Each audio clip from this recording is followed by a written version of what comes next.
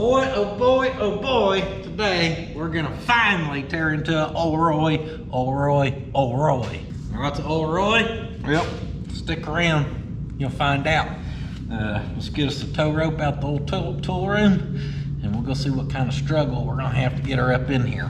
Tow rope, activate. Oh, she's rink-dink, but we'll run it till we break it. Speaking of broken, tow roller was looking a little rough the other day. However, I actually pulled her in the shop yesterday and gave her some love. Got some new struts on the front. May cut some exhaust and stuff. Little polish job. Got the old tow roller looking good again. I even got plumb buck nasty and vacuumed her out. And that's a video that's on my second channel, so if you want to see the tow roller get some love, be sure to hop over there. Old black car's just a heat trap. At least she's got a nice smell good. Now Old Roy, she's pretty much straight ahead. We're gonna see if this fresh service transmission's got enough ugga-duggas to pull Old Roy. Ha-ha! We're back in that good heat again, getting up past hundreds this week, which is nice. Always feels real good. So we're gonna try to get our old 37 aired up here and just work towards getting the back cleaned out real quick, and then we're gonna try to get it in the shop.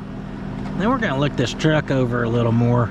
I owned this truck when I was like 19-ish. I've never really looked it over. Now when we took the cab off the Blazer chassis of the Mercedes, some of these body parts we're gonna end up using on this for obvious reasons, but we do not need them for right now. The sun's nice and hot. Probably have these fenders at just a very cool 147 degrees, so it's prime time to pick them up and move them. Maybe we'll store them over in this one, maybe in that one, who knows.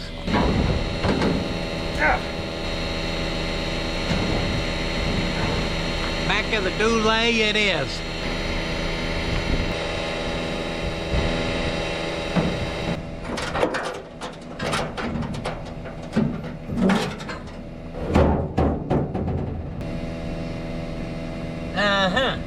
Just drop that down, let it bounce off your hitch, and then wonder why your tailgate's dented, you know.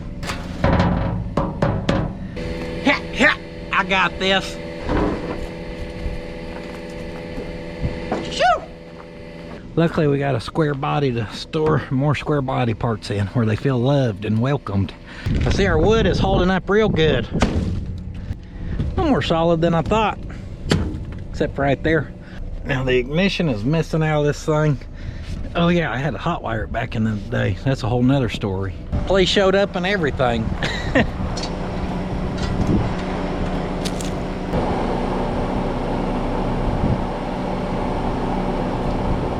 Get her shackled up here.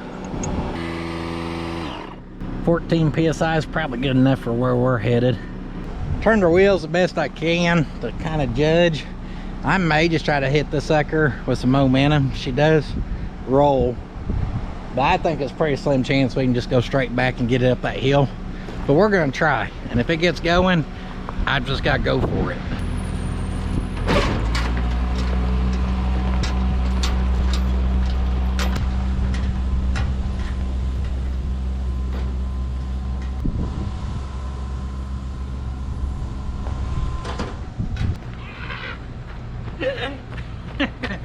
I can't believe I ever doubted her. Oh, I wish I would have had the camera with me, so sorry. That's a pretty steep hill right there. So it took everything it had, but it did it. So it's probably a good thing we gave that thing the love we gave it yesterday. You didn't think it was gonna pull it up the hill, did you? Did you? Did you? That was a big break again. Oh no, she wanted to get some love. She wants to come into the shop.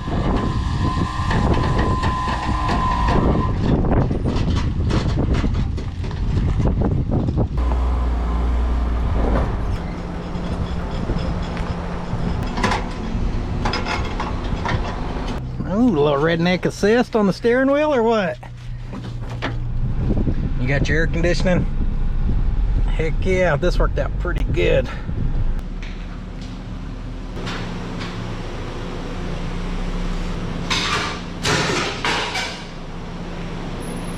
There we go, ripping our tire back off. So, for the people who want to know what an Old Roy is, here is Old Roy. little backstory on this truck. I worked for Pot County District 2 whenever I was 16 on. I'd worked there during the summertime. Then I went and worked there a little bit full time. And anyhow, that's where I got the nickname Puddin'. Great group of, you know, local Pot County rednecks, basically. And one of the guys' name was Roy. Uh-oh, I must be in trouble. Yep, I was definitely in trouble.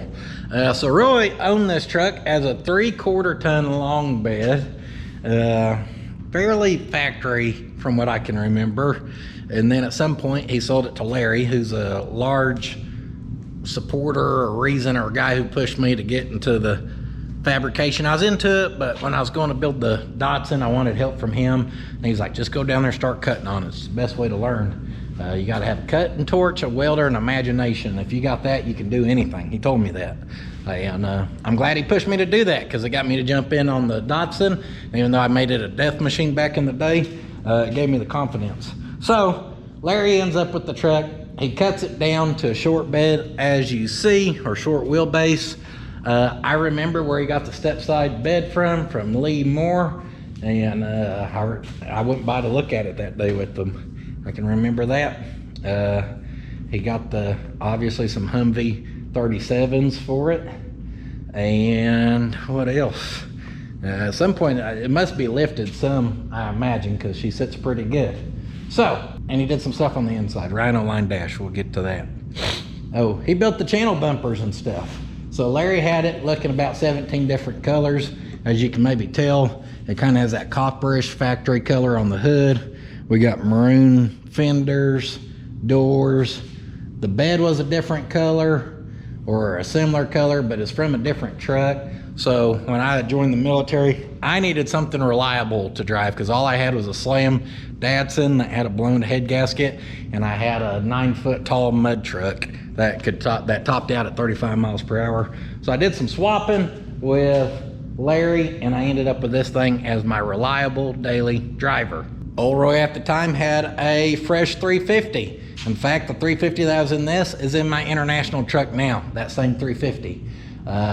He had the Turbo 400 rebuilt from what I can remember. So the transmission in this thing should be good. It was a good truck. I drove it from Shreveport, Louisiana up here to middle of Oklahoma, back and forth a good handful of times. She was not the best on fuel economy, but she was reliable nonetheless. At one point, Puddin' Pops needed a truck, and I gave him this truck. And he drove it for a bit.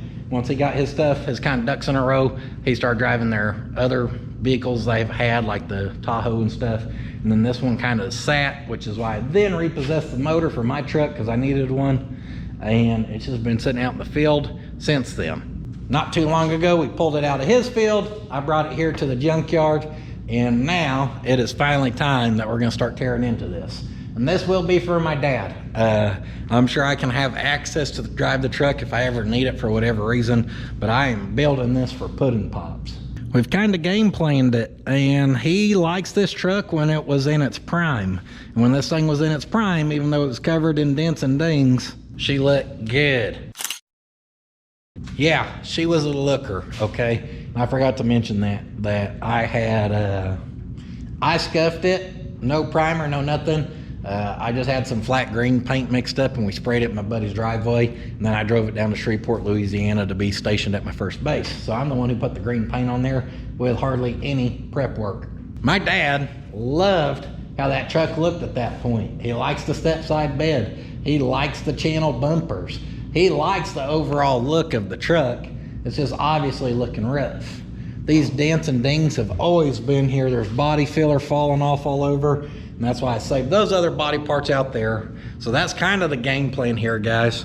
And this go around, we're gonna tear into it.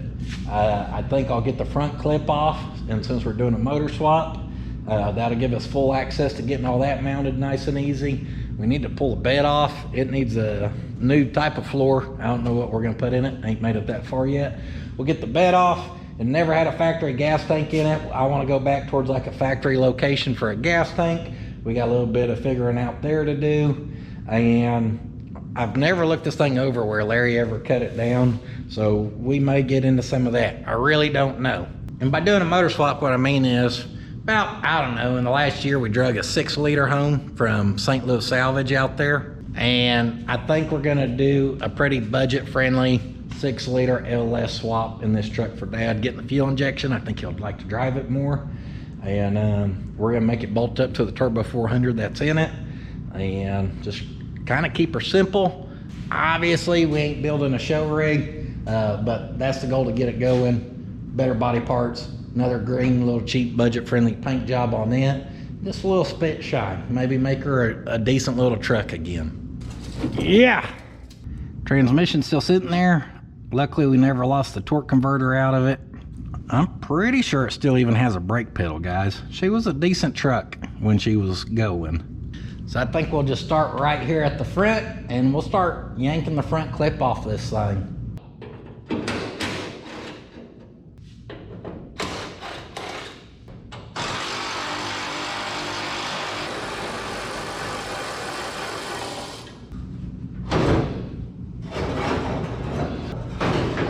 Oh, man. Manhandling these square body hoods will make a man out of you. Anyhow, the truck got named Old Roy because it was Old Roy's truck, so we just always called it Old Roy. So yes, I'm the one who painted Old Roy on there.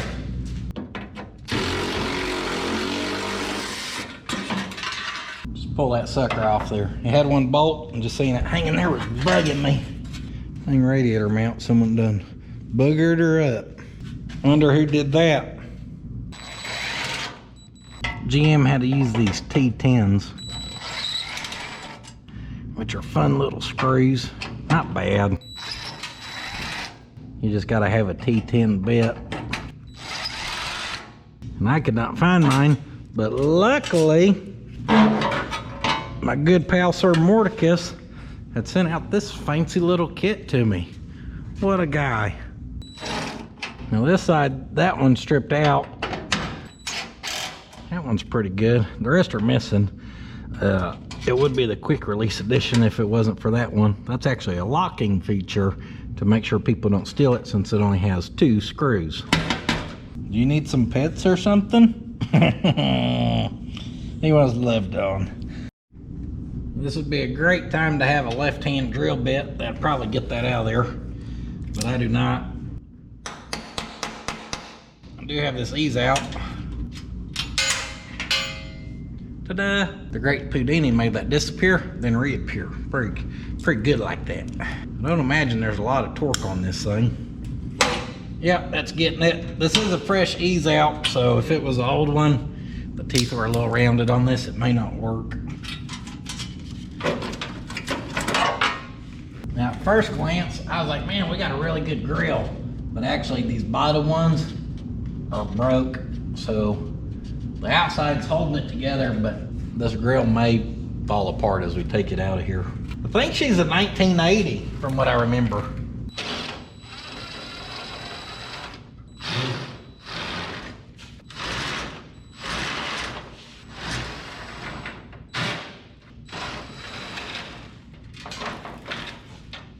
Oh, she's holding together for now. Just don't clean it.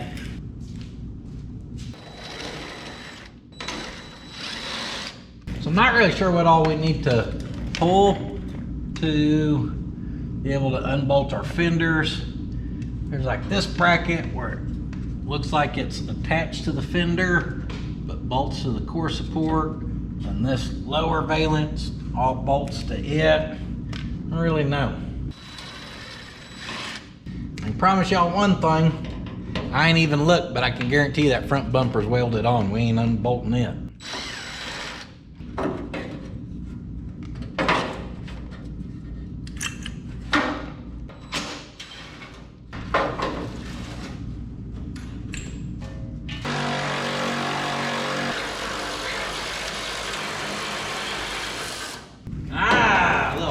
Little sneaky sneak down at the bottom.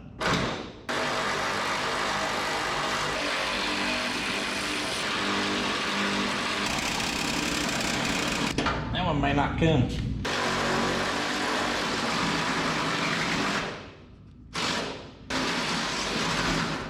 That bracket is bent, facing our fender. It should be facing up.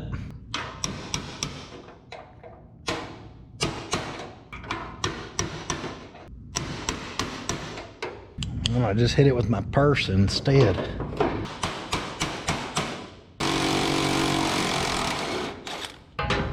Whoop!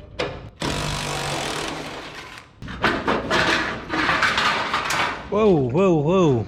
3 bolts each side, 2 bolts in the middle. I've always wondered how you get that piece of trim off. And the answer is you pull the valence and then you got access to your bolts for the trim.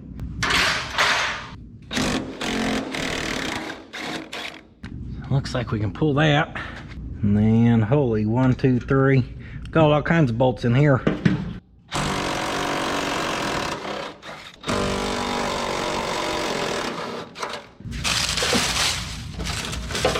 Yeah, I had a suspicion. That don't even get into your fender well, what's holding this on. They did not want these fenders falling off. We'll be removing our wiring back to our firewall area. It's kind of clean cut, so I don't know if a rat got us or I got us. I don't think I would have cut wiring. It's cut back there too, and I know I definitely did not do that. Dang it. I was hoping we had a decent harness lift on it. Dang, she had a boat horn and I didn't even know it.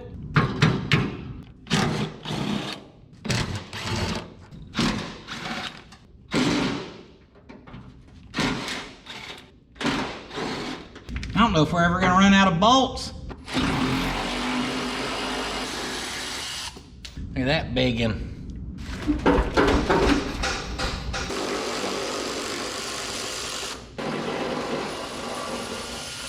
That bolt was a little feisty, a little dirt and stuff coming out behind it. I even noticed it had a couple of shims.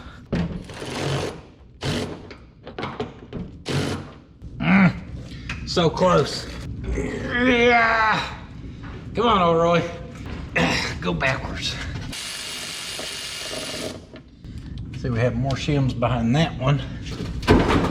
I was gonna say, we gotta be getting close. I removed 28 and a half damn bolts from that fender. If it didn't move some, I was about to be ticked. There's more? You've got to be kidding me. Oh man, I was trying to show you the dirt dauber on that thing. There's part of it.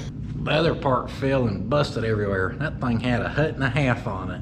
So if we remove that, maybe we get up in there to another tube across the top.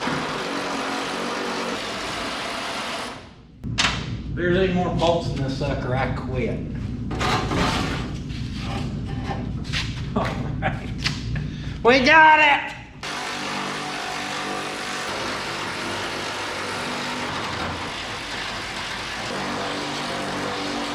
Curveball. This side has a rusty, crusty battery tray. And that somehow came out of there. Come on, baby. Oh, yeah.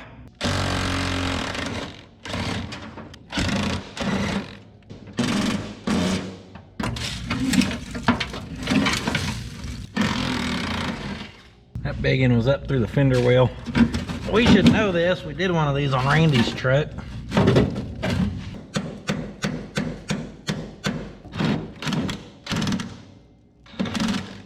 Tell me that bad boy's metric. Ain't no way.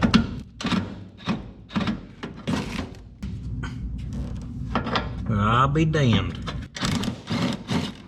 10 millimeter it was.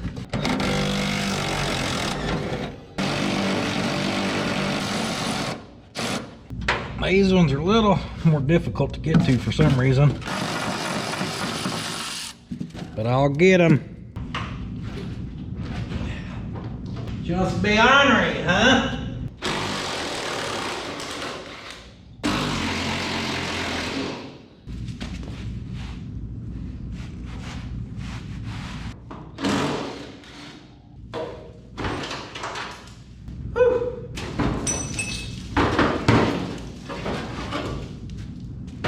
It's a wonder we didn't have more rust out. Down in here is just packed leaves, dirt. I done scooped some of that out of there just so I could get that bottom bolt. All of this is just nice and packed. Here, let me just make a big old mess.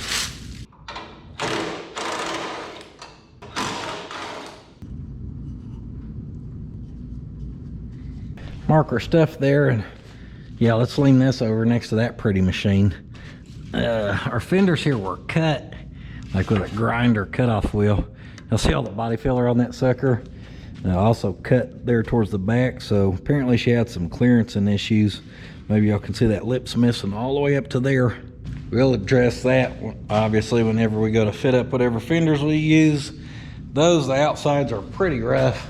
The boat horn, I'm assuming, just came from where the boat tank came from. I'm trying to stay kind of organized here. I'm about to have to take Theodore to the vet here shortly. When I'm gone, I'm gonna go get me some Ziploc bags where we can bag up this hardware, mark it per side and all that good stuff. I reckon we might as well pull the core support and then these fender wells. Just finish getting all this crud out of the way. Most of it ain't no good to us. Meaning our chewed up wiring, this ducting, some of them floppy hoses. We need to get gone of it all.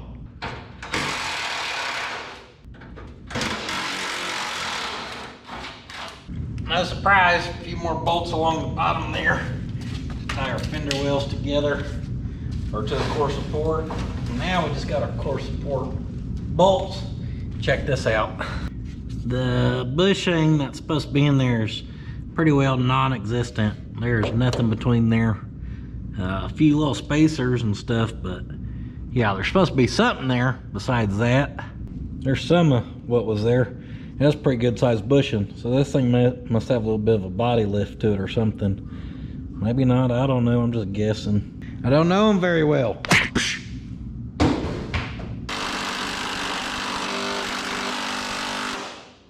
That bad boy didn't even think about spinning. We may want to hit it with a looby-dooby. Just gotta put a little hip stroke into it to get it going. That's all she needed.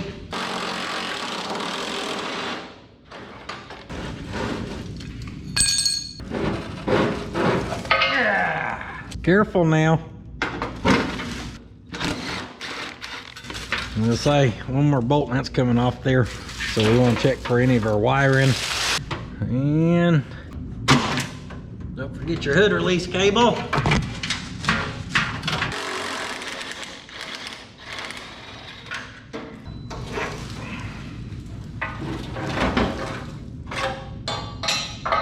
Yeah, we're free.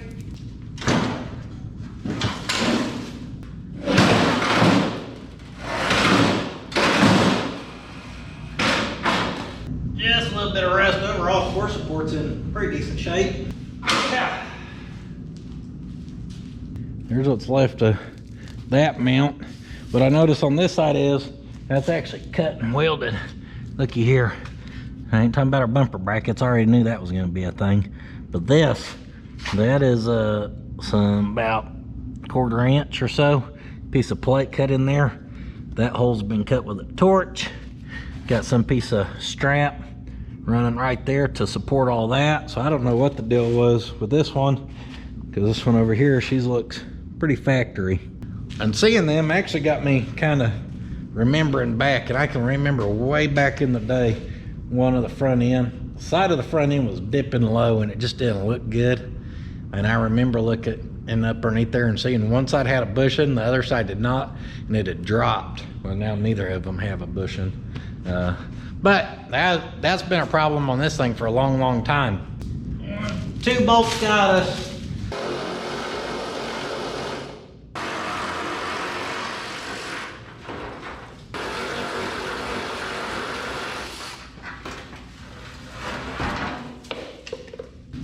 A little speed hole in that, but I think we'll run this. Same thing, that area is rusted out a little bit, but not enough to scare me from using it. I just won't show you all that front area. I think I'm gonna pull our wiring, and it is chewed up, but most stuff's color coded. We could probably fix it, especially since we're gonna go to LS swap. The engine side of things will be getting its own kind of harness. So really out of all that, we're just gonna need very minimal stuff. You know, headlights, brights, blinkers, no big deal. So I'll pull the wiring, and any and all of the wiring, including our little horn pieces. You gotta keep it all in a box. Transmission cooler lines, upper radiator hose. That goes down to, what's that for? I don't even know what that's for. I've always seen them down there. Looks like I took some old greasy rags and had them stuffed around something. Maybe that's how I fixed a leak back in the day. Who knows? What is going on in there? A little nasty in there. We'll have to do a little cleaning on that. By clean it, I mean blow it out with air and hope for the best. Yeah, get on out of there. Yeah. What in the puddin' pops wiring we got going on here, huh, Dad? I see that bright yellow connector and it's green wire. I know it was you. Don't lie to me. He's wiring up another horn. Oh, that actually, maybe someone added that at one point for the boat horn. I actually got fancy and color coordinated it. Wouldn't that be something? That'll remove your bulkhead. Of course, this goes right into your wiper setup. And then we've got our harness that runs down. But on these, once you get that separated, pick up on those, shove back on that. And once you get it right, it should come out of there. Should being the key word. Haha. That can kind of just hang. What is that? Go to our speedo, kick down cable, random piece of fuel hose. Whoop! We'll just get that out of the way. Pretty sure that was fuel hose. You do not want to use fuel hose for yours. Heater hoses. Well, I'm thinking we may just pull all that crap. Part of me wanting to go 6-liter fuel injection is I want Dad to want to drive it.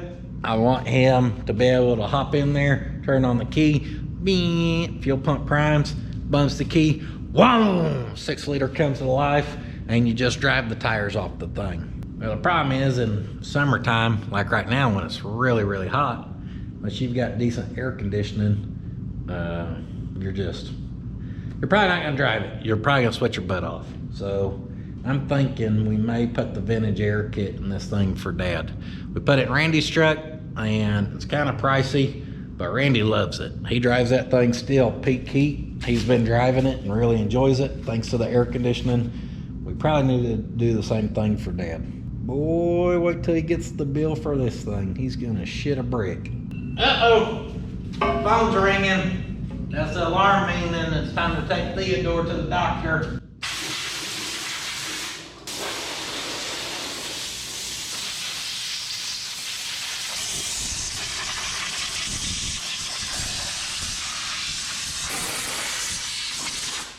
I didn't know we were actually going to sandblast the frame today, which is what we're practically doing at this point. If anyone was into them bags you fill up like to look like pumpkins in the fall time or around Halloween, I mean, this truck would have been for you. You could have filled up 4 of them bags just cleaning out the cowl of this thing.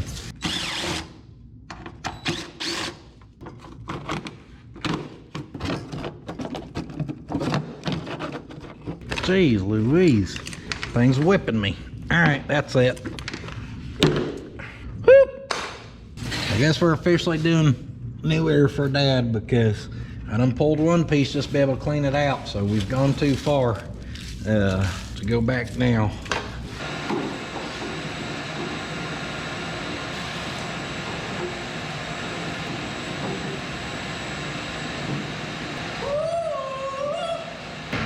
Come on, Theodore, we're gonna be late.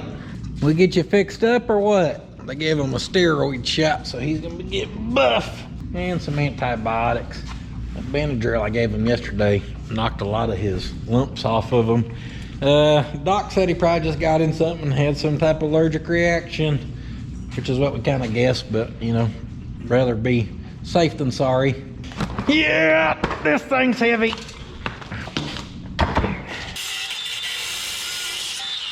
Trans-cooler lines. Still had fluid in there. Nasty looking fluid actually, for being a rebuilt transmission. Maybe he never rebuilt it, I can't remember. I thought he did, but it ain't looking very rebuilt. Been them out of the way. Dang, is that the vent for this thing? They're planning on taking this baby through some mud. They need to be able to vent it, apparently.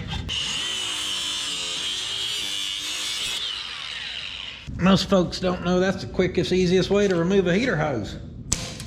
Dropping your grinder is the quickest way to break your cutting disc.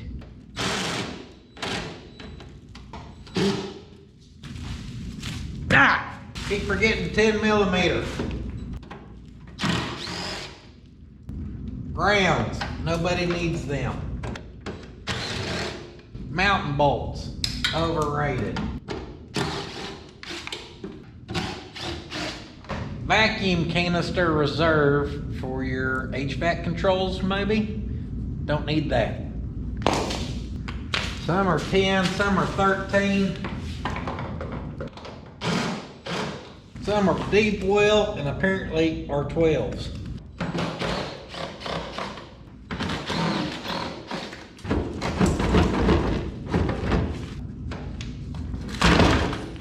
How about I just break that? I can't get them heater hoses off there. They're melted to it. Holy dirt dauber central. Good thing we got into here. One, we've got different shells of nuts. Something was living in here, a rat or something. Howie! Ow! Ow, ow. Wow, wow. That was an ow that makes you say wow. Boy, I smacked that box like it owed me money. Move that. You can see our nut collection I'm talking about. But look at this. Look at that kingdom of dirt dobbies. That was a big one. Yeah! That one was too good not to throw. I threw it plumb past them trees down there. All different types of hoses from our fuel and vent, our different hard lines, all which probably don't apply to us since we're going fuel injection. Our throttle cable unhooked from the inside because the mounting tabs are broke, so it was just flopping. And I'm not too worried about stripping this stuff out of the inside right now. So for the outside, we will just cut all that. I'm happy with this. We'll move to the inside. Not that we're gonna strip it out, but we'll probably clean it out. Figure if there's a time to clean and make a mess, it's now. Did you find anything good in there? All right, need some brake pads? I got them. How about a little door lock slidey? We got one of them too. Some type of door linkage pullage thing. This must have been from the factory fan. Do you need some pets or something? Oh, slime tire sealant. Bang, got a free gas can from Dad. There we go. Got a breather. We'll definitely hold on to any of our parts we find. We'll just store them with our other small block Chevy parts. We may even make this bad mamma jamma run on natural gas, and we'll just regulate it right here. Now, this baby was hot, so that's why she's got a smoke detector.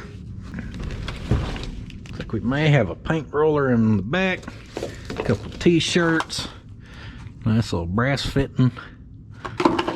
Happy trails. Eskimo Joe's kept wearing a hot rod. Hey, that's who prints our t-shirts, by the way. Nice little sticker in the seatbelt just waiting to get you. And a pump. Big old pump of some sort or something. Yeah. It's biting me. It's a baling wire that is between the slides for the seat. I just pulled that out from underneath there. That's what had us.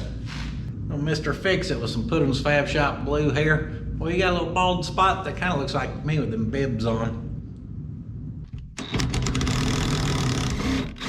You know what? I was not planning on pulling the seat, but there's so much crap underneath it. And we're here, so let's just tear it down.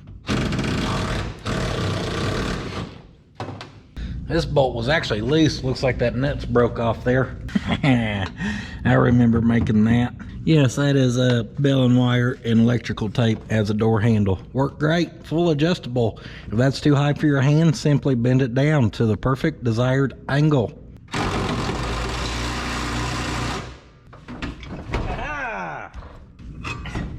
Success.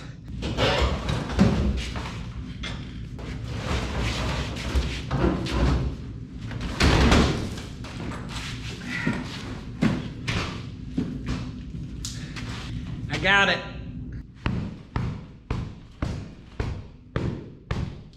Yes! Bottom side. Don't look like we have any broke springs, and the foam's intact. There's definitely a nest underneath this thing, and that's why I want to pull it and get her clean. And I was thinking this is all gonna be chewed out. Maybe it burrowed up in there, peed and pooped in it. This is we're happy with seeing this. So if you take a little gander, see what I mean? Yep. Something was living underneath there. What we got here? One of Puddin' Pop's drawings. You did good on that one, Dad. Get in here. Medicated wart removers. I'm gonna send a picture of that to my wife. Hot Rod got a wart on her foot, and they told us to get some of them. My wife's been trying to find some. I'm gonna send her that picture and say, hey, I found some. Bang! Strange music? Dad listening to some Tech 9 or what?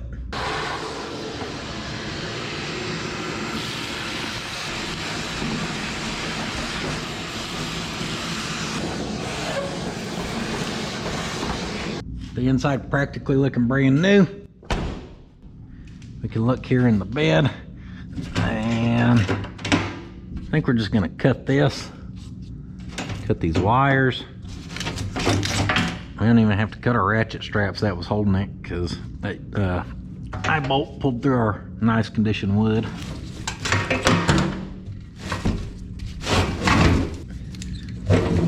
Up for sale, one gently used ratchet strap. I ain't gonna found me a pair of the glasses. Did you find you a new hangout spot or what?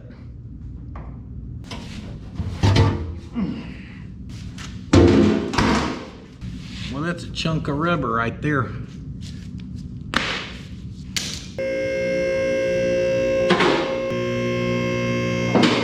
How's that for rust repair?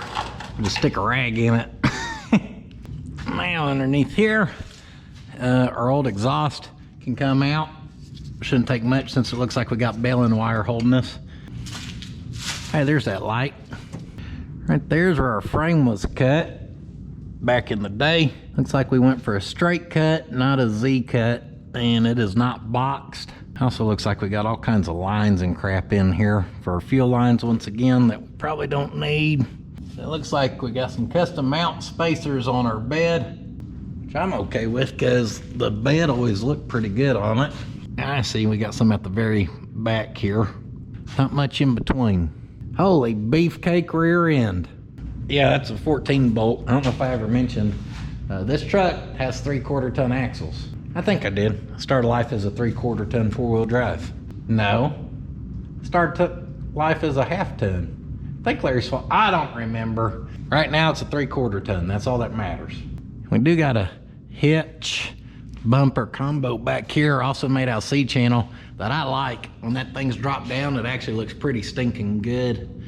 Let's get to stripping. Not that kind of stripping.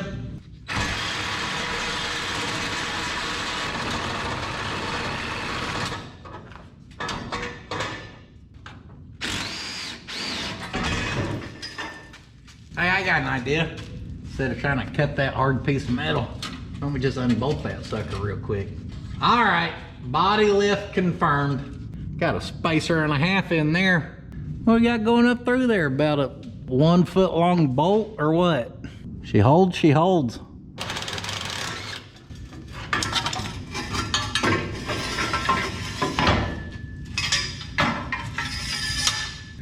I always hated how this truck sounded. Just sounds held back. Blah, blah, blah, blah, blah. Just not good flowing. Not a good sound. My dad loved it. Give me my claw hammer ASAP. Yeah, yeah.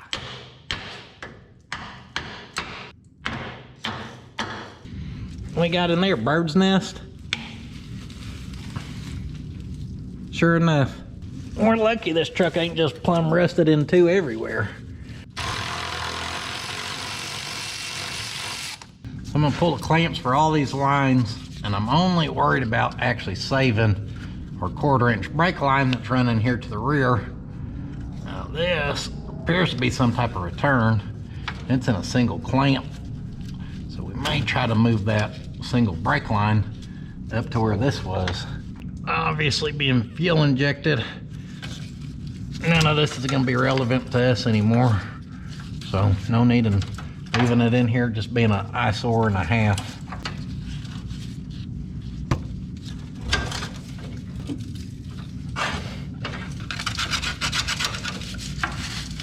I smell fuel, so I probably shouldn't cut these, but here we go.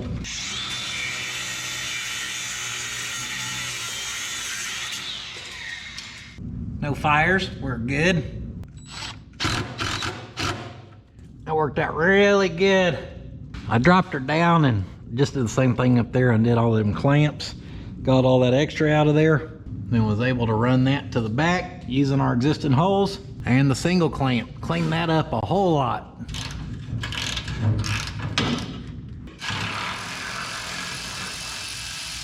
So when he built his little body spacers for those, apparently he welded a nut in there, which is nice. We ain't got to back it.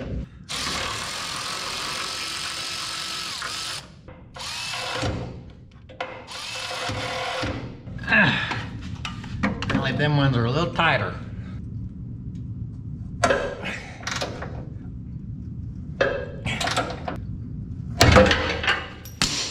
Watch out. By a little tighter, I mean a lot. We broke that one off.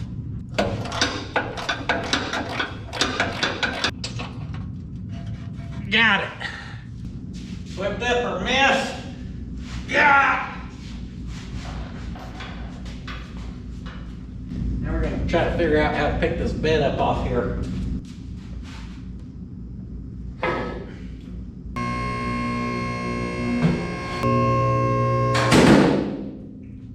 That didn't sound good. Everything looks good.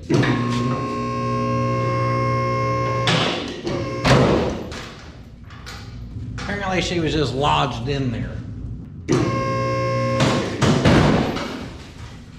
Well, apparently more stuff's attached that I'm unaware of. I thought we had her. That brace is not looking so good over there.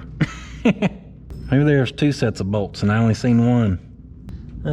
Yeah, if I would have looked a little closer, I would have seen this one right back here. I guess that cross member kind of blocked it. That's good, at least we got our bed cross members all bent and mangled. I bet that'll come up off there with them bolts out easier. What do y'all think?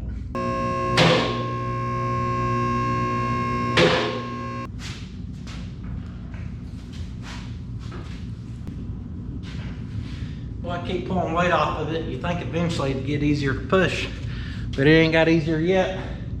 And it's a good thing my dad loves that step-side bed, because if not, I'd be entertaining building a flat bed for this sucker. But that right there does cover, that's my pro tip advice for this video, guys. If you're gonna remove your bed, remove all the bed bolts. That'll actually help you get the bed off a lot better. It works 9 out of 10 times.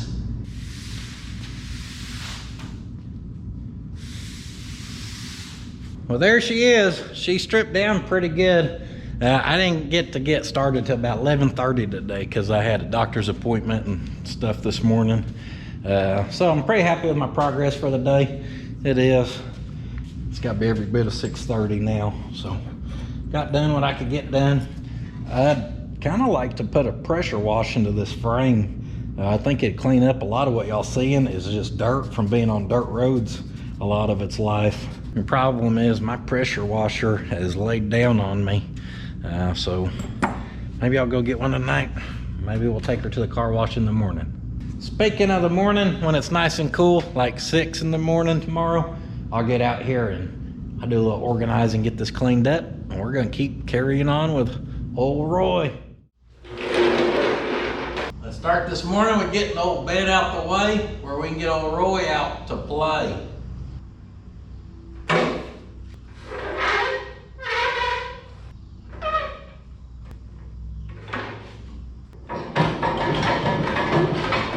This is not going to go very well, but we're going to try it.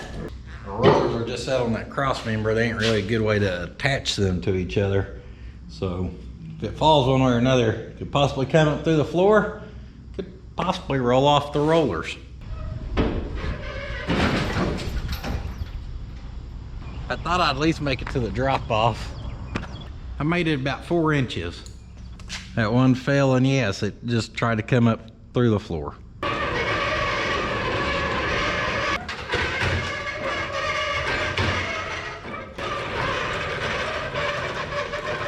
Don't worry, I got her.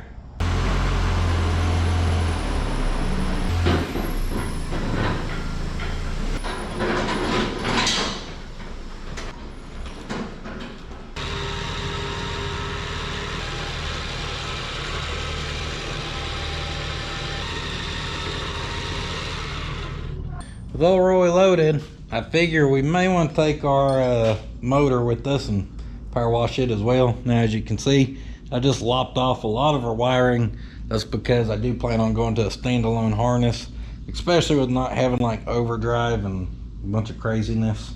So I cut and left our connectors on there because I don't want the water to get down into our connections.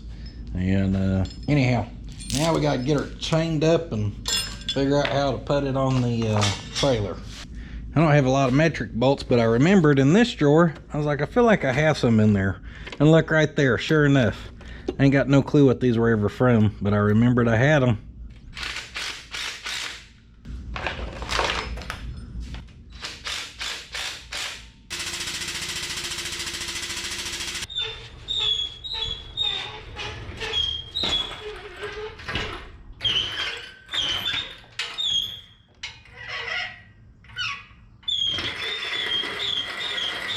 Oh, cherry picker don't roll very good.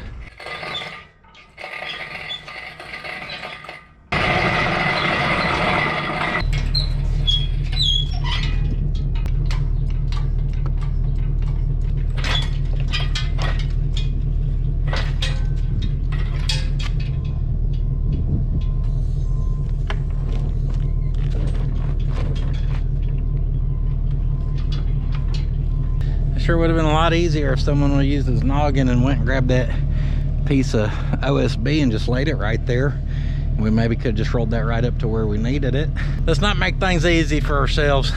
Suck the front back and the rear back, pull it into this tire. This thing ain't going nowhere. I ain't trying to send a wrecking ball across the highway or nothing. We're gonna spray her down with some of our sweet patina Get Gone degreaser. This stuff right here does a real good job of cutting through crud and hucky puck and all the other stuff you probably don't want on your engine. So we'll give her a little spray down for a little soakage. Maybe that stuff will have time to start kicking in, doing its job. And if you want to get you some of this or some of them other good cleaning products by the Sweet Patina, just head over to sweetpatina.com. Use that old promo code on the screen. I guess we can hit this with a little spray too. Probably ain't gonna hurt nothing. You want to shine up for me, big fella?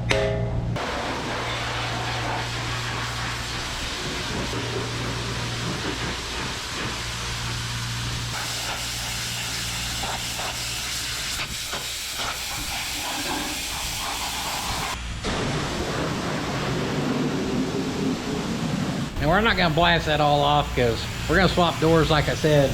But anyhow, I cleaned down the cab decent enough. We're really here to clean this frame. I can just see them big chunks flying off as I go down through there.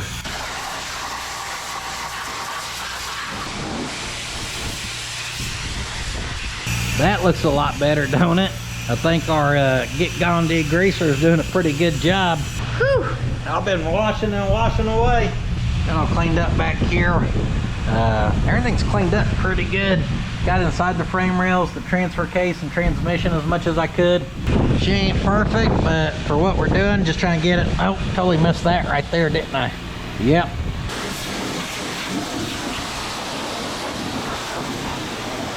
Don't forget, we ain't building a show truck here. We're building a driver that's gonna go back on dirt roads. So we're just trying to get her cleaned up. Some of the big obvious knocked off of it. And I'm pretty happy with that.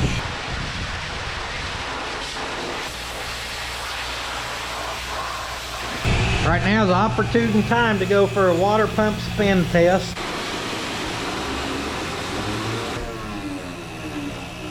Y'all didn't know this motor ran in reverse, did you? Don't that look so much better where all that hooky puck's coming off? So much better. Poor Roy fought me a little, but I think I got him whooped. Extreme off-road ground clearance test.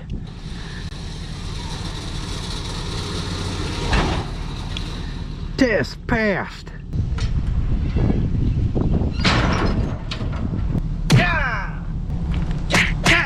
Second test passed. Theo's returned. Bumper did its job. Good thing I was there to catch it, because that fancy Toyota would have got blasted. I don't know which one of them workers thought it was smart to park over here, but that was a bad decision on his half. I am not liable for scratches, dents, missing bumpers, crinkled fenders, or any other damage you may find after leaving your vehicle parked on the approach area. I wish he'd come around here and see this right now. He'd probably crap himself. Clearing's clearing.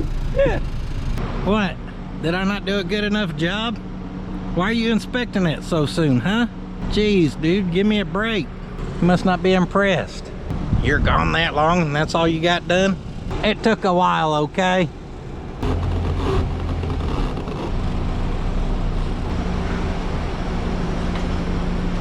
Well, that's some good driving you just did there, Theo. Proud of you.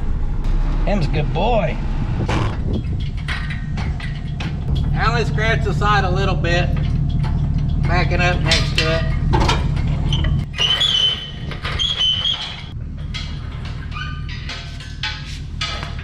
Aha! Welcome to this side, 6 liter. When I was in town, I actually remembered to get bags. For the first time ever, puddins.fab.shop has bags for bagging and tagging. $1.59 got me 90. $1.89 got me 19 biggins. Keeping stuff separate, priceless. And back over here on the forbidden side, I have gathered some parts for the old Roy. I think these are motor mounts. That's a flex plate. I think this is our stuff for building fuel lines. And down here, I've got a gas tank set up. Hey, get you a paw full. Help me carry, please.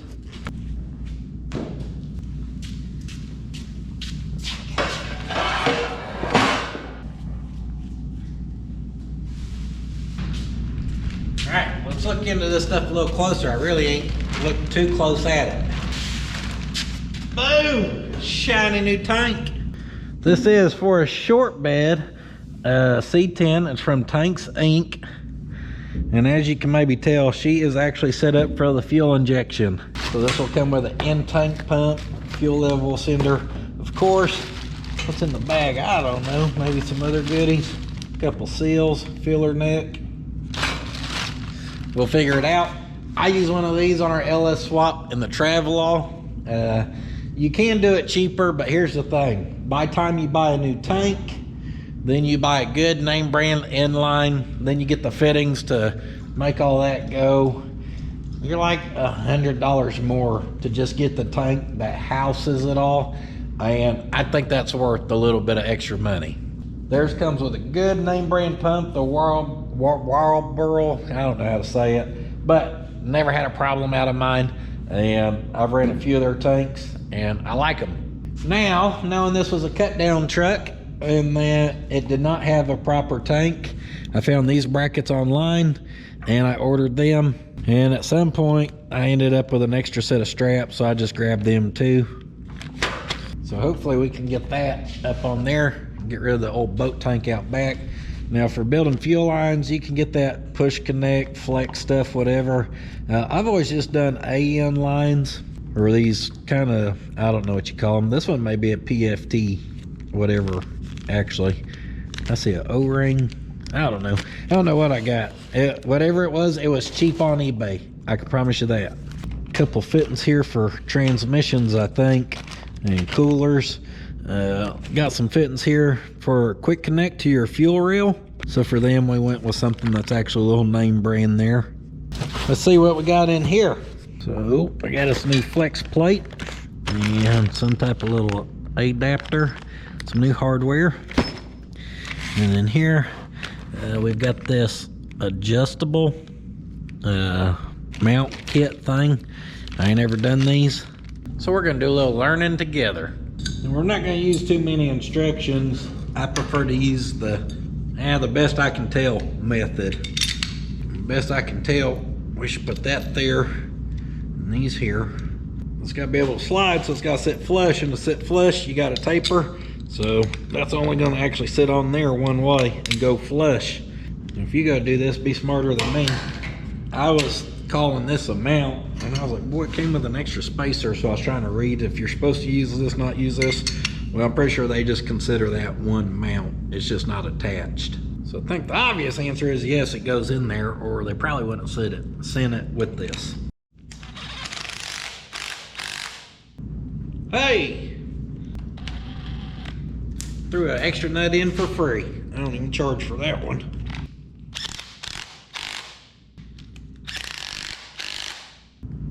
Give me my Allen wrench back. That's the right size. That's just tight fit.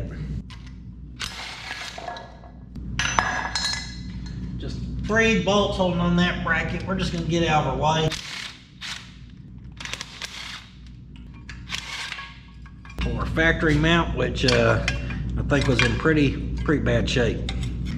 Well, we ain't messed with the LS stuff in a while, because these go here. Put this in facing forward. And them are carriage bolts, so that's going to lock into that plate.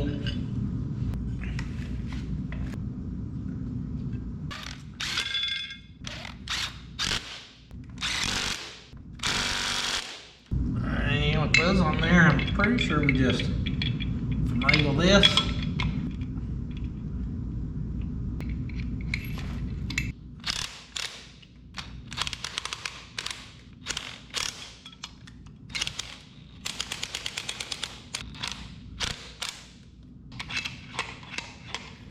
Just kind of snug them up.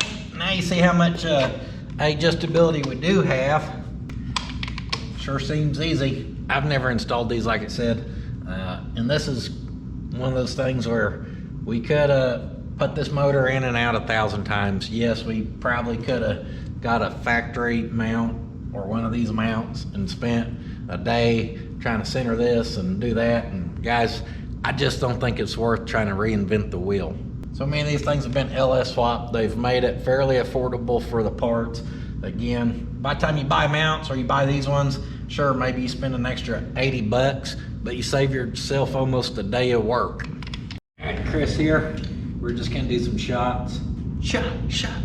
We're gonna party. Hey, that one's a little better shape.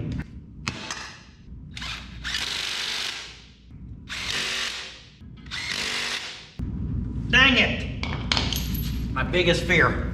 I accidentally knocked our bolt up in there. We don't want to take our plate back off. I mean, that's a whopping 4 bolts. We've come so far. Ha ha! Got her back.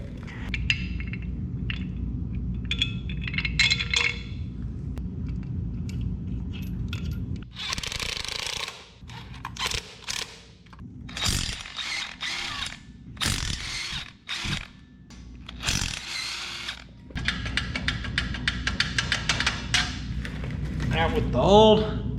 Actually, I bet this is supposed to come off here, and then that fits tight to there. I don't know what I'm doing.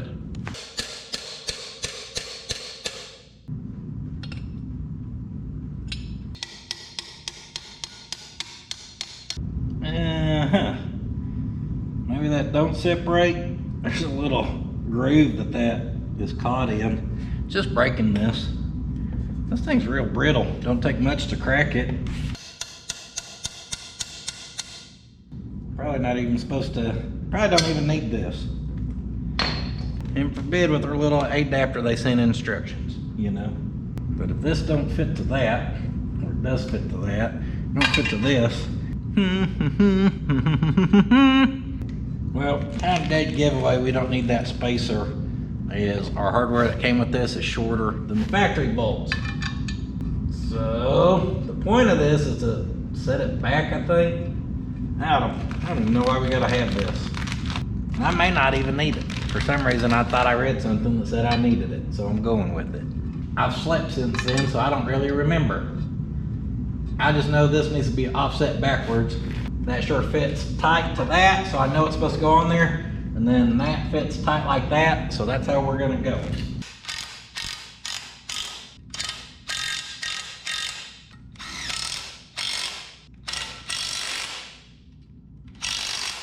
Now her backside's a little dirty. She ain't been wiping too good, so we'll clean her out. Don't want to machine her down any, so don't wire wheel it too long. Just enough to get her shiny. Dang, that looks good. I mean, she's pretty well brand new in there.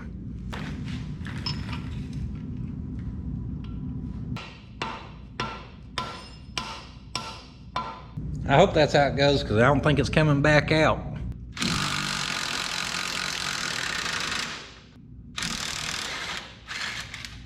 Yep, I messed up.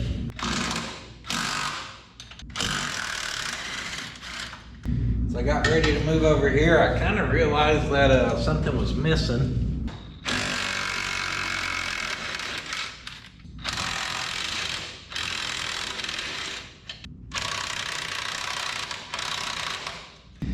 What's missing is the perch that should bolt here. Oh, that's bent. Yeah, that's bent pretty good.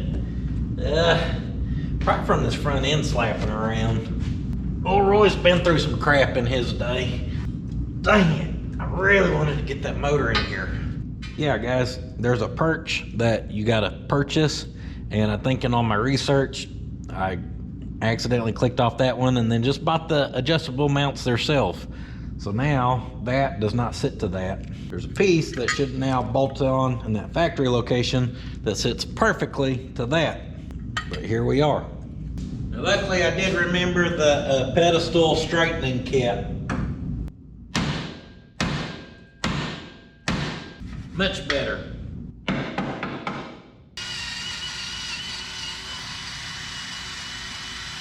Boy Theo, I really screwed the pooch on this deal, didn't I? Yeah, I know. I'm disappointed in me too. Let's see. About 2 5/8. So here's the deal. I really want to still try to drop that in there and make sure stuff like oil pans and stuff like that's going to work, because I don't even know that. And what I'm thinking is, if this does drop down in there quite nice, and I happen to have some tubing here that we can bolt in between that, we'll see. Maybe it is going to be easy to just whip up a quick perch. I really wanted to have this in here this week.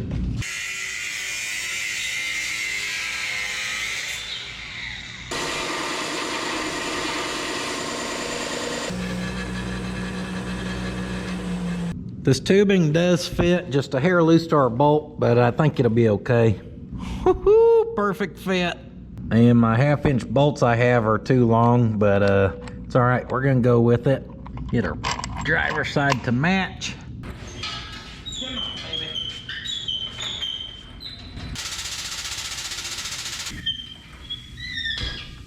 Well, it'd sure help if our engine wasn't so crooked on the chain.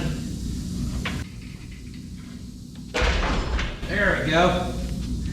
You see how good? You see how good I am? How I just straighten that up on purpose perfectly.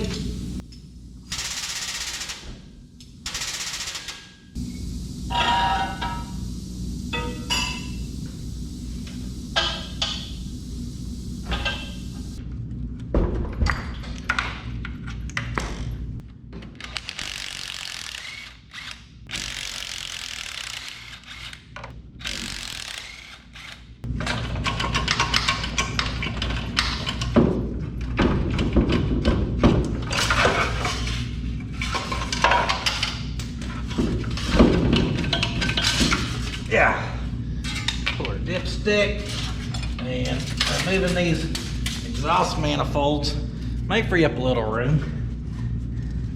Definitely shouldn't have done that when it was over here and all this wasn't in our way. Another benefit to our LS swap, we gotta worry about mixing up our plug wires or our fire in order, do we?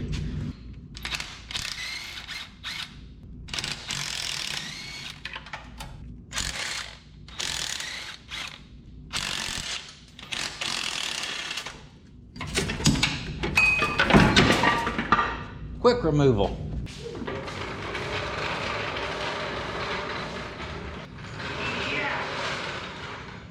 I'm gonna get us a jack underneath the trans pan.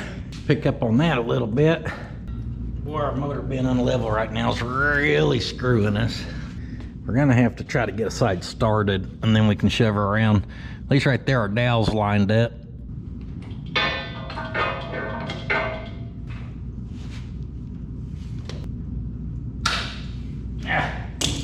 Dang it, I'm getting wet. I am getting my butt whooped. I need an extra set of hands. I just couldn't quite get it pried where I need it, and then a bolt started by myself. Try to move our chain in and see if that may be just a little difference we need.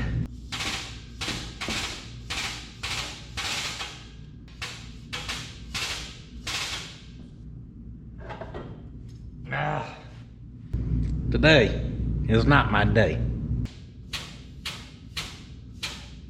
Went for a rearrange on our chain for side to side. Now we should be able to pry it this way and just rotate the whole engine. The whole thing needs to spin. About like so. There we go. One more is what we were after. Woo! Thank you, Lord. I thought I was gonna be out here till the 5th Sunday, letting that thing beat on me. Should have done that trick a long time ago. That gave me the rotation I needed. Our dowel is started here. This bolt, we're gonna wanna run it down. That way it can't fall off the dowel. And then we'll be able to get that other side. And it should not be as hard as I just made it, guys. But sometimes out here in the shop, it's just how this stuff goes.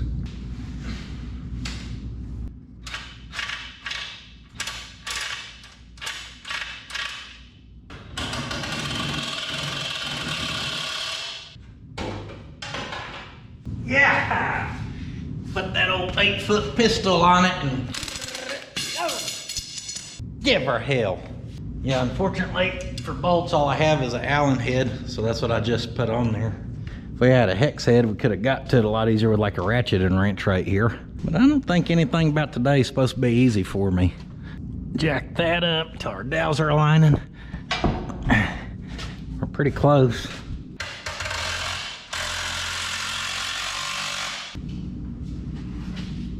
Aha! All right, I think we're sunk down. Oh yeah. Next, we need to get our transmission adjuster out. I did pull our dipstick, by the way. That way I can make a nice mess underneath there. I sure leaked out good.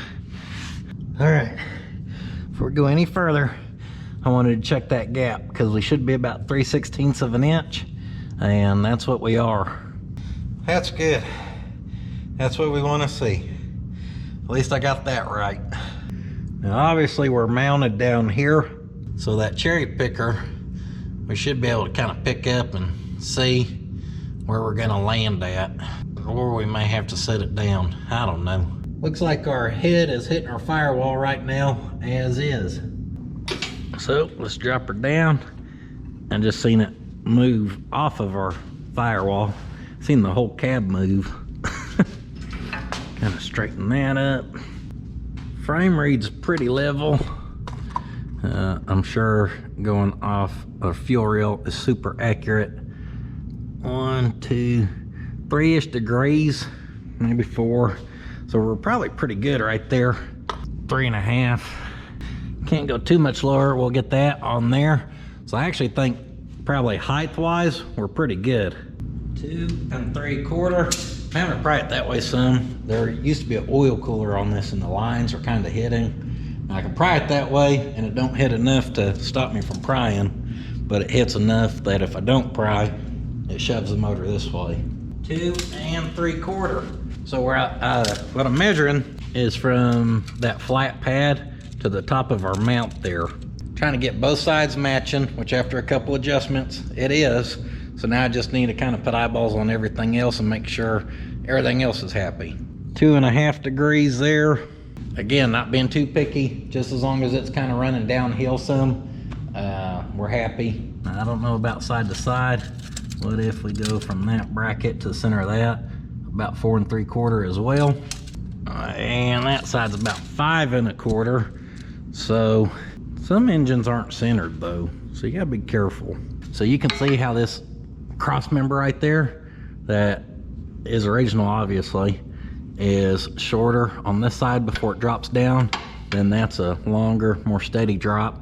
So that tells you it did favor the passenger side. So our measurements checking out where it favors the passenger side actually means we're in there pretty stinking straight. Since we're pivoting at the back, we can really only adjust that till we are level off them pads or matching, and then it should be right. So we basically got to set our angle and then get them pads matching, and that's about all we can change. Like I said, my brain ain't really working that well today for some reason. Feeling all antsy in my pantsy. Got some scrap, 1/4 inch thick strap here.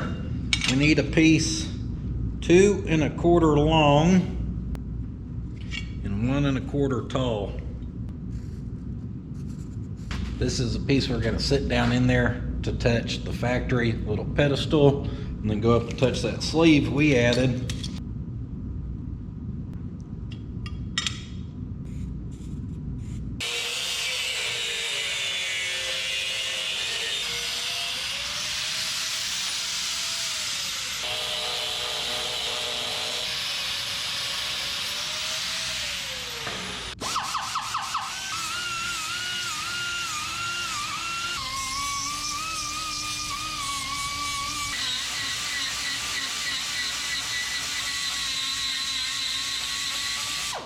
We probably should have just ground down the whole pedestal before we ever put this in here, but we did not. So now I'm having to do it with the carbide.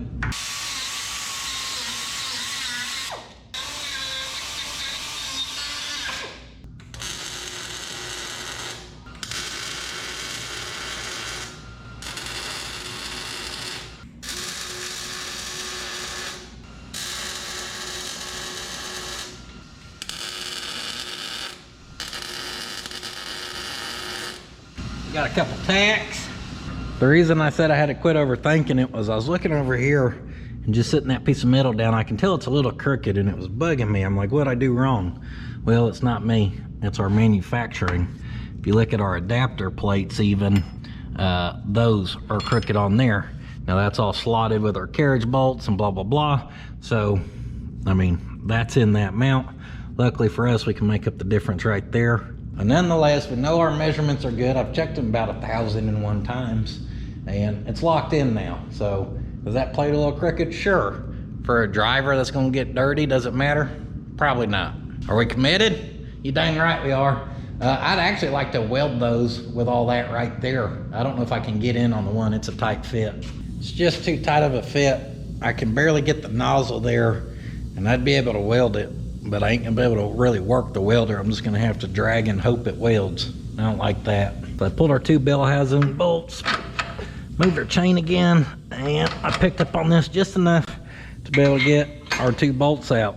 Make sure your transmission's back under, or your jacks underneath the transmission support that. And I'm actually gonna see if I can get this separated, being able to pick up on this, pry it off the dowels.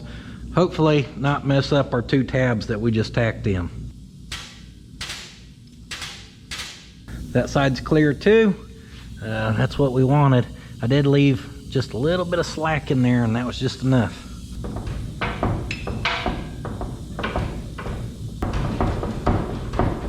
A minute ago, couldn't get them 2 together, saved my life. Now I can't get them apart.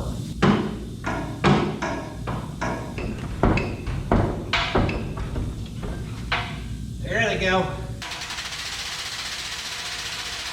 Full steam ahead, Captain. We're gonna cut another piece of strap to put in there. We need exactly 2 inches tall, which is perfect because our strap is 2 inches. So now we just cut this piece to length, 2 1/4, and that'll be good.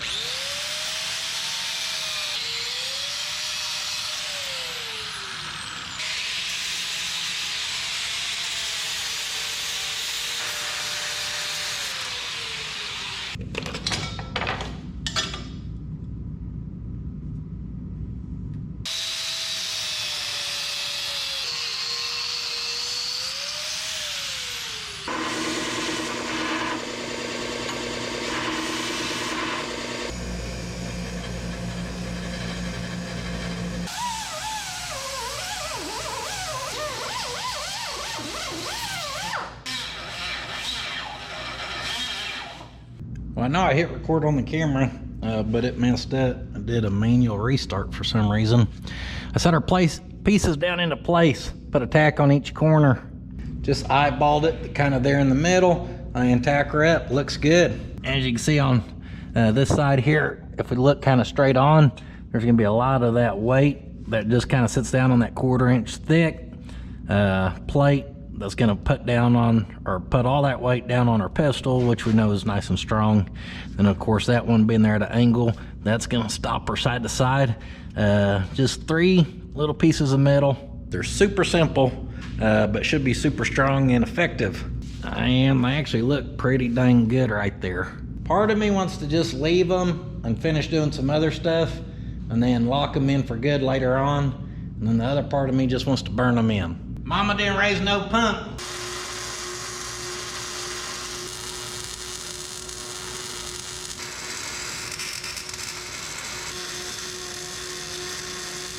Well, we're committed. It's all right. They happen to be wrong for some reason. It ain't that hard to cut them out of there. Welded pretty good, except for where I had some big ugly tacks from not being able to get the welder in there real good. Like right there, that big booger. But then down there where I could get to it nice, that welded good. Welder is set with a little too much heat for this tubing. That stuff was a little too thin, is wanting to burn through, so I had to go fast on it. Hell, she'll hold.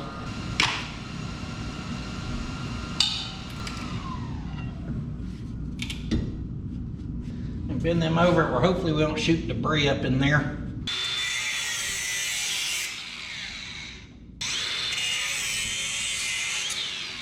Because I don't know if we pull that, I bet she's gonna leak oil, so we'll leave her like that for now. That, our hose here was all kind of rubbing in this area.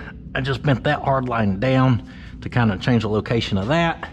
And the only other thing that looked close is this little tab, which is a piece of our block, it looks like. I think I can cut this and then we ain't gonna hurt nothing. But at the same time, my luck, I'll cut it and cause all kinds of problems. I'm gonna risk it for the biscuit.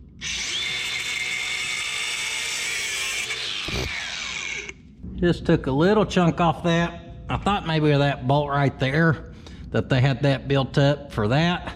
But then if you look down through here, it ain't built up a whole lot. So I think we'll be all right.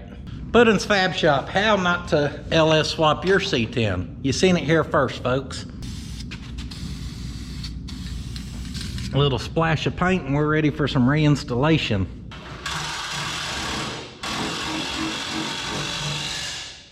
Looky there, everything's just dropping right back in place like it actually wants to be there.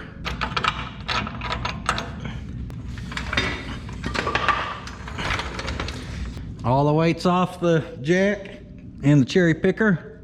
It's hard to show y'all, but we are clear. There is light through there. I do think the corner of that block would have hit if it wasn't for that. So I think we're good.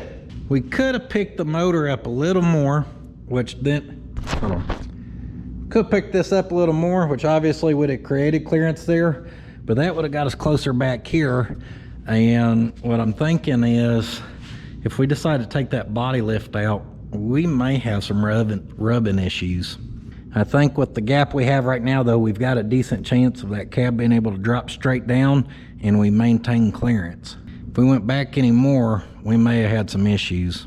I never even did look at our like oil pan to rear or front axle. I guess all that's kind of close actually, but clearance is clearance. We need to kind of jack up on this side to try to get it to articulate some going that way and see if it'll hit or if the springs, I bet we'll be all right. Let's try it real quick. Oh yeah, we're not even close. We got all kinds of room between there. I could dang near put my fist in between that. Everything else looks good too. Hot damn. After a bad day on my part, guys, I just, like I said, my brain still don't feel right. And when I say my brain, I mean, I just feel a little funky today. I don't know what's going on. Antsy, pantsy, ADHD at an all-time high right now. Anyhow, there we go. showing that's the truth. Forgot a part, but at the end of the day, I really wanted this motor in here. And with a little cutting and welding, a little imagination like Larry taught me way back in the day, our motor is in here. All right, we are starting back this morning, hoping for a better day. Man, feeling a little more clear in the head, so that'll help. Before I walked out yesterday, out of curiosity, I did slap our stock exhaust manifolds up here and threw a couple bolts in it, and that does clear. There's the tiniest amount of gap through there, but that's just a heat shield. So that's what I'm curious is, can we give her a little massaging, a little gentle massage, and create a little more space between there. You got about 3/16 of an inch right there, because I have no problem running these factory exhaust manifolds. I kind of like the stuff with a factory influence look, and I think that has it. Hey yo, we got about I don't know, 5/16 to 3/8 now. That's fine. Now this side does concern me because it's probably hard to see, but that flange of this exhaust manifold actually overhangs into the frame some. So we can look into that more later. Let me show y'all a cheap option if you don't spend a lot of money. Right there, that's eBay. Just look at Blemish LS exhaust manifold, and these look a lot like the Holly ones. And when they have a little blemish in the casting, they don't sell them, but then they put them right here and you can buy them. These are very tight fitting, meaning they hug the block really close. So if you are having it's gonna hit the frame, that's gonna cure that, I promise you. And those are like 120 bucks shipped. They flow good, they look good. I ran them on the travel wall, I love them. We may get a set so we clear over there a little better. That really don't matter now. Right now, we've got a lot to go before that's a problem. I slid our dipstick into our 350 turbo. I think I told y'all turbo 400, and I was looking at it yesterday from up here, and I was like, I don't look like turbo 400. Looked at the pan on it this morning, and it's a 350 turbo. I think I was always told it had a turbo 400. Either that or I made it up in my head at some point. I don't know. Either way, we're gonna run it. Now, we're not gonna be able to get that bracket back in, but this kind of fits good, so we can either, there's a hole right there we can build a tab to. We could even build one to that right there. That's real easy to get to. I like that. We do got a watch for that, so we probably want to get one of them. You want to put that on for me, Theo? Put that there. Of course, it'll have that big metal shield, so we need to stay back like so. Oh, well, we got to worry about the stop side too, don't we? So we got to ride the line, apparently. Someone added this tab. That is not factory.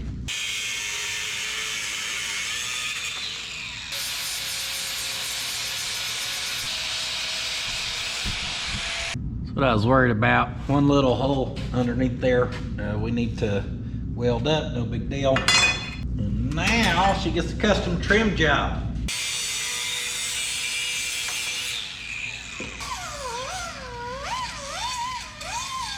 There was no reason for me to do that other than she may look a little better. All right, wire wheel that where we can maybe read our markings. So now we're gonna cut off 5 3/16.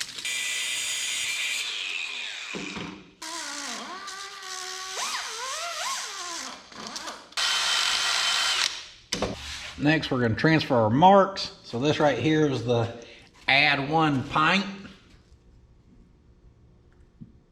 Then we'll file that down. There we go. And we gotta twist the end or it ain't right. Took the calipers, put our full mark up there, and then that's cross-hatched where your fluid will kind of grab to it. So I cross-hatched it the best I could. I mean, them pert near look identical. As long as you don't look too close and you got one lazy eye.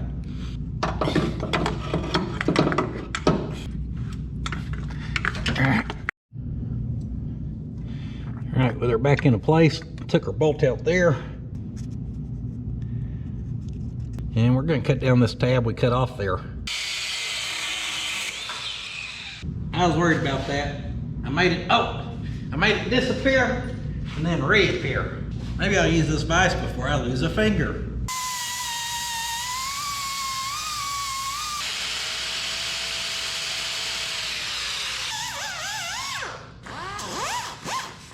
Overachiever. I probably just cut off too much.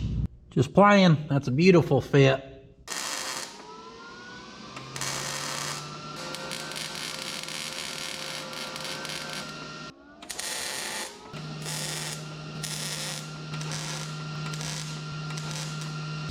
Driver series, don't forget. So we're gonna dust a little black paint. I don't even know why I shortened that. A lot of extra work for very little result. Like we're building a show car or something. But they're bolted into place though. She clears great. Both of our ends there. Looks good. Hugs closer. Just kind of blends with everything. Don't stick out like a sore thumb. So our dipstick's good. Our shifter is still hooked up. We never even messed with that. We're gonna end up building new transcooler lines, but we'll figure out this area first. And then the last thing that would leave from our transmission, someone's gonna be curious about, is what are you gonna do about kickdown? Especially considering this is drive-by-wire, and the answer is very simple. I'm not gonna worry about hooking it up. Half the ones I ever drove anyways never even had it hooked up. Your kickdown's right on that shifter, okay? If you're in third and you need to go down to second, floor that 6-liter, pull her down into second, see what happens. You'll go.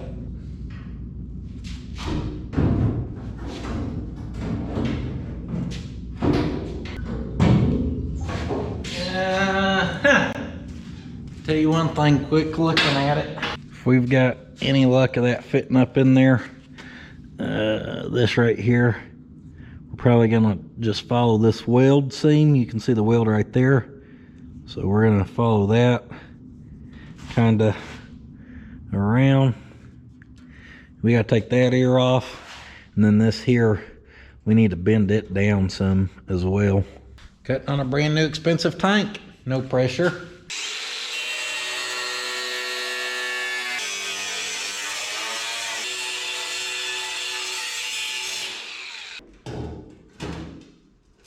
Yeah.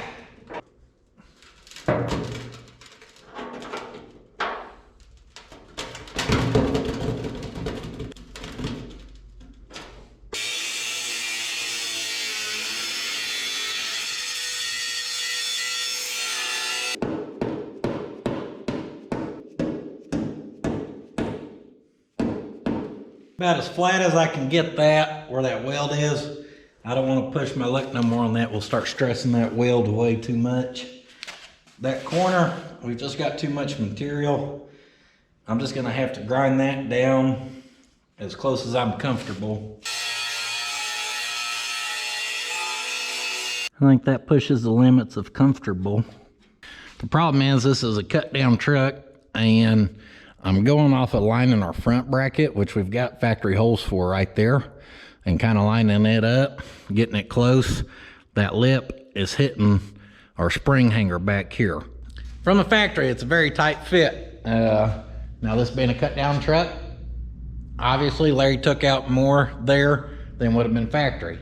I do not blame him though, because what he was probably doing is what I did like on Randy's truck. I wanted to close up that gap on the bed. Instead of having a big old gap between there, he probably cut it shorter and closed that gap up, and it just looks so much better. We just didn't do it by taking it out of the frame. And now you know, if you do take it out of the frame to close up that bed gap, you're gonna have some problems. We cut ours down to a factory length, and then I actually slid the bed forward, and then I had to shift the rear end forward. That way everything made your eyeball happy. Let's see if we're gonna fit. I still think it ain't gonna work out for me.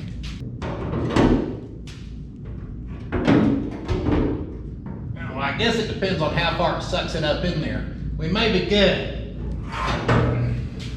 Your cab kicks up, your tank kicks up, so you don't really got a lot of front to back adjustment there.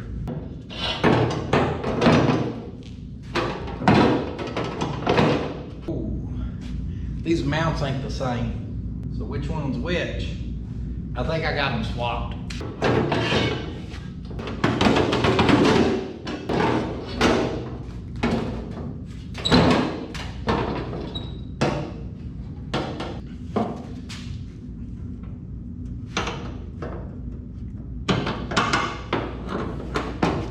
manipulation on them straps and they fit a lot better.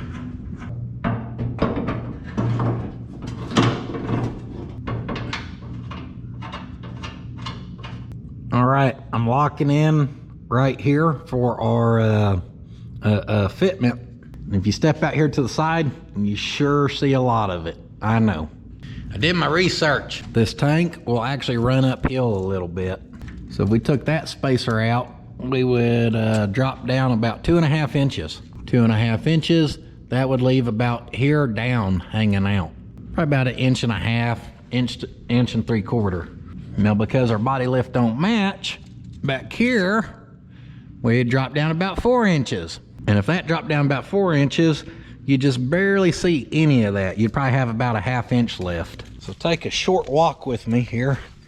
Old freezer should have been frozen pretty good in there. The ice finally made it into the fan.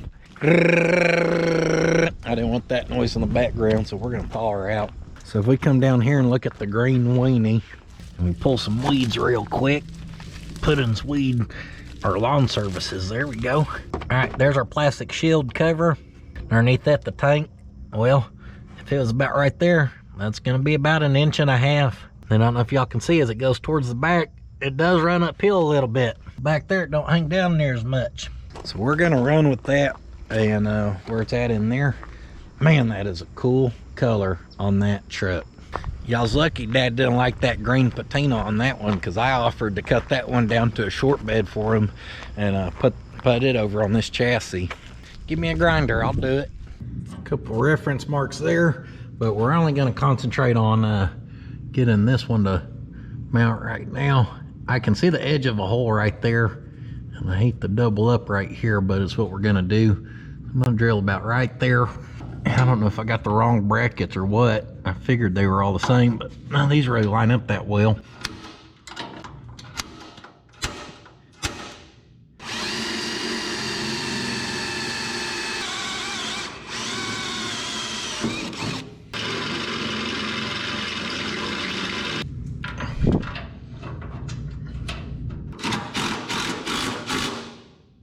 There's 2.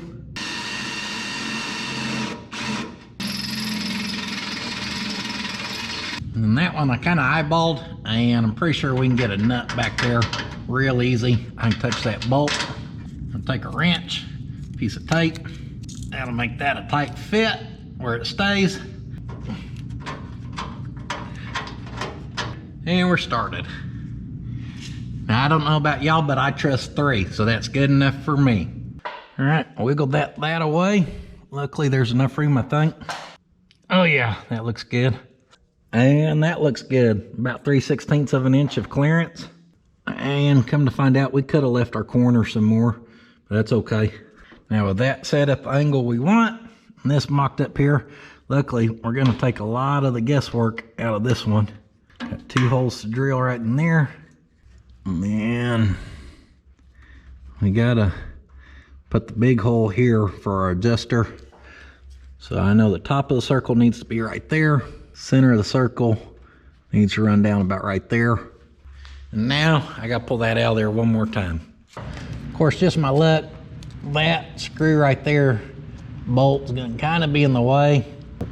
We'll just shift this up just a hair, no big deal.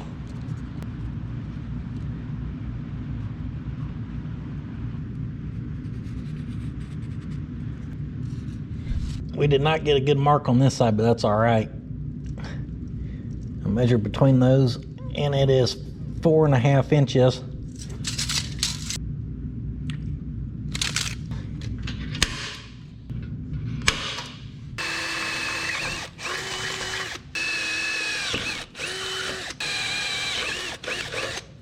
Starting off a little off, that's okay. I think that hole is big enough, it'll make up the difference. I don't know how I got off there.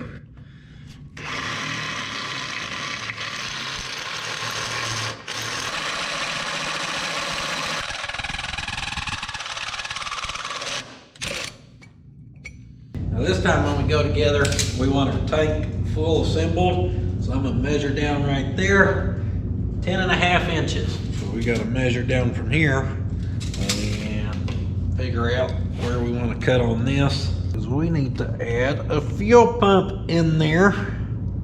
So 10.5. I'm gonna say we go to about 10.25 then. Leave us a little room in there. We're gonna slice it right there. Make sure your clamps on there. And this should shove on that, I think. Yeah, just a tight fit. Now this one here is our return, so we just want to trim that down a little bit. So with our return cut down, look at fishing these wires through here. Of course that plugs right on there. And then those have a kind of compression style. Little O-ring sealing something in there because they'll seal that. Once you snug those down, you can't pull those out.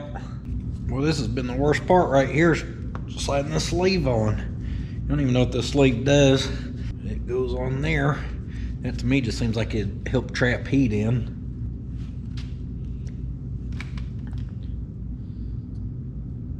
Slap our sleeve on, or whatever that's called, sock. Not sleeve, that's a sleeve, that's a sock. Yeah, we're just in here getting dressed, aren't we? And a couple of these fancy zip ties that actually lay with the zip tie itself. That way you don't got a big bulky head sticking off there. Pretty fancy. So there's our setup, nice and simple.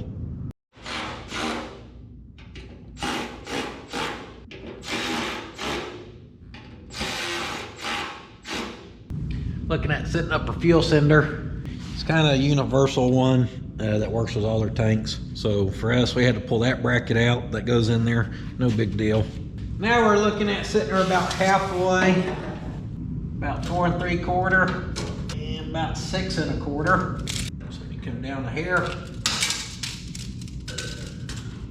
5 3/4, 5 1/2. I think we're pretty good right there. Within an 1/8 inch or so. So we'll lock her down. Kind of mark down your float. We got to trim it down. And that was the speedball version, but here's a pro tip for you. Don't run your truck out of gas. You shouldn't run your vehicle down to an 1/8 tank or less anyhow. Really, you shouldn't even go 1/4 tank, okay? You do that in this one, you might be walking, Dad. You'd be hopping out of Old Roy, taking the Shoelace Express. Be putting some miles on those Lexus of yours. Sender installed.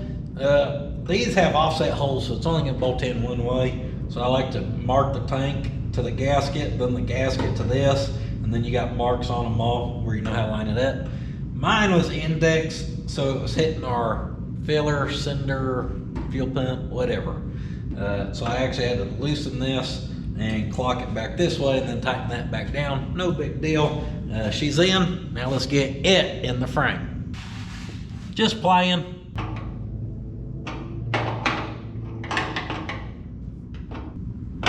Almost forgot to put our fittings in there.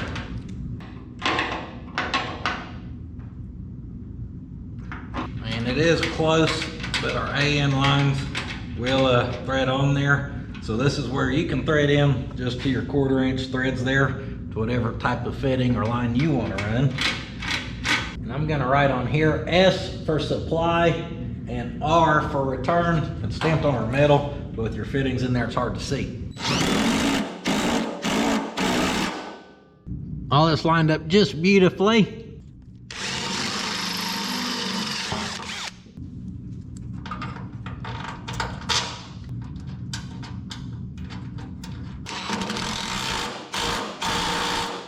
I was gonna add another right here. However, I think I'm gonna box this where it was cut down for a little strength. And if we do that, then that'll be another one we gotta drill a hole for, and I think 3 is just fine. And for our frame boxing, I'm going for the super fast and simple technique here. In fact, we could probably just press that into that,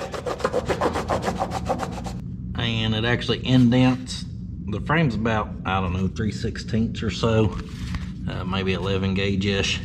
So we need to actually go beneath my line because we're gonna leave that corner open. So That matches up really good. Then we'll try to do the bottom as well. Check that, everything looks good. Now we just got to determine how far forward do we want to go, and we're going to put some type of radius on this. Maybe not. One little trim job there. We are looking good. Gonna lay out what I want back there, and then I'm just gonna have to eyeball the front a little bit. I just kind of eyeballed that. Now I'm just eyeballing this where that bolt's in line with. Sure is a lot to be eyeballing here. I think we need to go down about 2 1/8. And will we hit it? Who knows? Stay tuned and find out. That worked out pretty good. That metal's at a little bit of a curve already, just like our template is. It's almost like it's meant to be.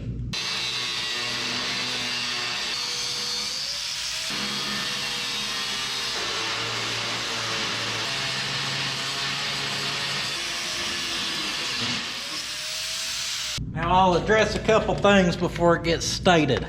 I know you should not bring that to a point. I just did though. I understand that pinpoint stress, and really I should have drilled that corner and then made sure it was round and blah blah blah. I know, but that truck's held this long. Boxing it at this point is just overkill because we know it's going to hold. It ain't failed us yet, so I don't think that's really going to be a big concern. And then why am I using the plasma cutter? Because I shake so much that by the time I clean this all up with the flapper, it ain't any faster than just cutting with this. This goes through this 11 gauge pretty quick.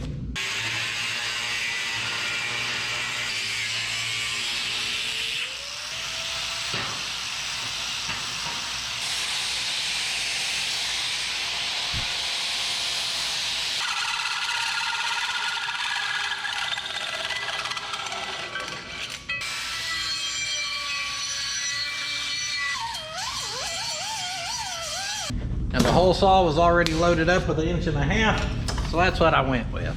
As y'all can see, I'm plating this. I want to make it look kind of fancy, but I'm not going to spend a crazy amount of time measuring, overthinking it like I usually do.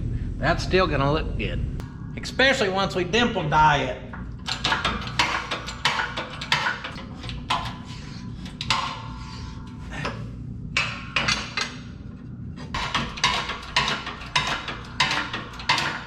That 11 gauge kind of hard to bend, so I always flip her over and use that flared side to push that back down where she's nice and flat.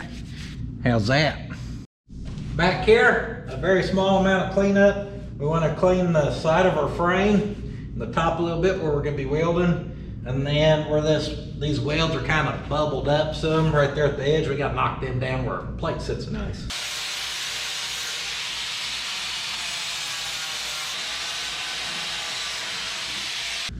And kind of like for our rounded corner experts, we got our paint experts. So I made sure to put some paint on the back side of this, because if I don't, this truck that already has surface rust all over the frame is gonna magically rust in half or something. That's what people think if you don't put paint or primer on the back side of a piece of metal and you weld it onto something. That truck's gonna rust away in 3 years, you dummy.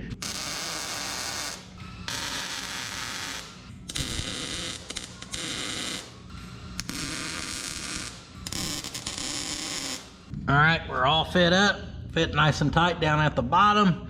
Just had to kind of bend that over because the tops of your frame and the bottom's a little different. Pretty happy with how that looks for being the quick and easy version. We can definitely get those couple bolts, that one, and then we did pretty good of hitting our hole there.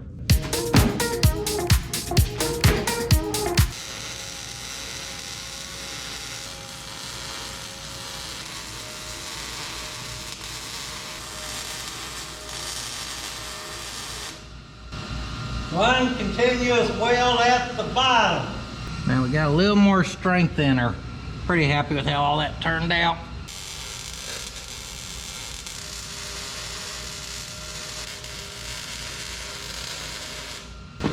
Ha-ha! It's always a good sign when your templates work on both sides.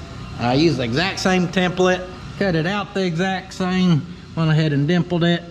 Fit just perfect where it started to tap and touch that bracket. It's almost like it was meant to be. Yeah! Yeah! Don't call me Rattle Can Dan for nothing. We're doing it that way. If you want to smooth that, all you gotta do is grind that. Your welds will disappear. She'll smooth out. Look good.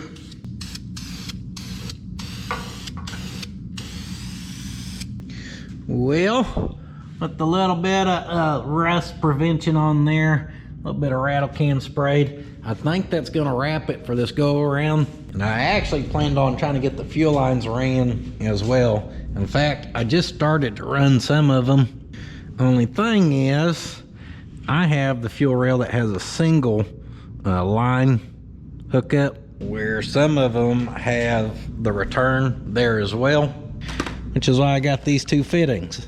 So I'm not sure what regulates on a system where you only have a single. I know we could run a single, that fuel rail right there, and we could run the Corvette style fuel filter. It's actually a fuel filter and your fuel regulator. They're a little pricey compared to a regular filter, like probably 30 bucks more, but they're doing two jobs. So we can either mount one of them right down on the frame rail and hook our two lines to it, and then from it you run one to the front. Or I think the fuel rails are interchangeable, so if we wanted to find the other style of fuel rails that had the return, we could do that. I don't really know which one I'm leaning towards doing. I don't know if there's a benefit to one or the other. I doubt it. And that being the case, we're probably just gonna get the Corvette style fuel filter. So we obviously want that where we know where to mount it and build our lines to it proper. And then also, I think that kit I have, that stuff's only 5/16, and I don't know for the supply if we need 3/8. I need to do a little bit of research there too. I used to know that stuff, but it's been too long since I've done an LS swap, so I don't remember any of it.